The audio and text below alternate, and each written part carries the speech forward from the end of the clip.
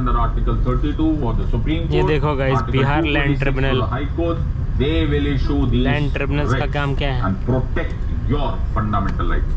उनका काम है जजमेंट देना। फंडामेंटल राइट्स के बारे में तो बोलना यहाँ से शुरू करना, मतलब सुबह की शाम हो जाएगी, शाम की सुबह हो जाएगी। Okay, so you never be able to finish, so you know that part where to study, read from my videos, okay, or watch my videos.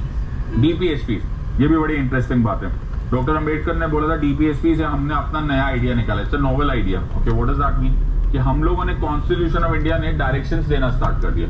Directions दिया फ्यूचर गवर्नमेंट्स को, कि फ्यूचर गवर्नमेंट्स को, कि भाई डियर फ्यूचर गवर्नमेंट, जब तुम्हारे पास resources available होंगे ना, तब ये करना। कितना मेजर विश्वास है माय फ्रेंड। कभी भी तुम लोग इस बात को थोड़ा सा ऑब्जर्व करोगे ना कॉन्स्टिट्यूशन बनाते टाइम, तो you will really feel for a founding fathers and the trust जो उन्होंने हम पर रखा। तुम फ्यूचर में पहले से लिख कर दे देते हो, या फ्यूचर में जब तुम्हारे पास अवेलेबल होगा ना, तब मेरे सिटीजन्स को दे देना। इन अदर वर्ड्स, तब वेलफेयर स्टेट बना देना।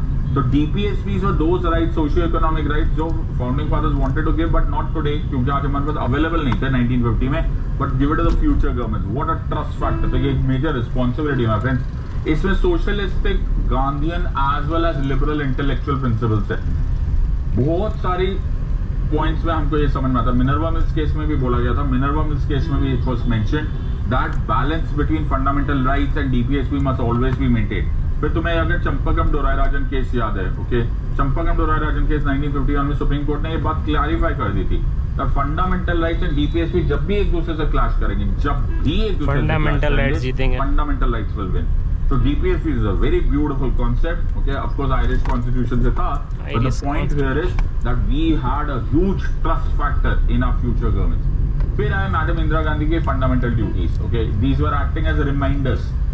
इन्होंने 42nd अमेंडमेंट 1976 में स्वर्ण सिंह कमेटी बनवाई, और स्वर्ण सिंह कमेटी के रिकमेंडेशन पे हमारे यहाँ पे पार्ट 4A पहले 10 फंडामेंटल ड्यूटीज रखी गई। फिर 86th अमेंडमेंट 2002 में हमने 11th फंडामेंटल ड्यूटी भी ऐड करी। 42nd अमेंडमेंट 1976 में जो फंडामेंटल ड्यूटीज डाली थी ना, ये हमारे किसी वेस्टर्न डेमोक्रेसी में हमने नहीं देखा है। It has never happened in any western democracy. अगर डेमोक्रेसी के टर्म्स में लिया जाए तो ये जापान में जरूर प्रेवलेंट था, लेकिन आमतौर पे ये कम्युनिस्ट सोशलिस्ट कंट्रीज में था। यूगोस्लाविया में आर्टिकल 32 था, रशिया में था, जहां पर तुम्हें ये फंडामेंटल ड्यूटीज थे। थैंकफुली ये नॉन जस्टिसेबल थे। इन other words, the state cannot enforce them. The state cannot enforce them through the courts. Through the courts. फिर है सेक्युलर। ये वर्ड ही अपने आप में बड़ा विचित्र था, और थैंकफुली उन्होंने तब फाउंडिंग फादर्स ने नहीं यूज किया था। Why? Because जो वर्ड सेक्युलर था उसकी एक वेस्टर्न डेफिनेशन थी। वेस्टर्न डेफिनेशन था divorce between the religion and divorce between state and religion. ये वर्ड का मतलब इंडिया में बिल्कुल ठीक नहीं है। इंडिया में there is no divorce between the state and the religion. Okay, India में स्टेट की what is called as watchful ambivalence. अगर मेरा नहीं है तो वो वीडियो देखो, ये वर्ड समझो। इसको बोलते हैं पॉजिटिव कॉन्सेप्ट। पॉजिटिव कॉन्सेप्ट मतलब हम लोग सर्वधर्म संभाव। Okay, we give all the religions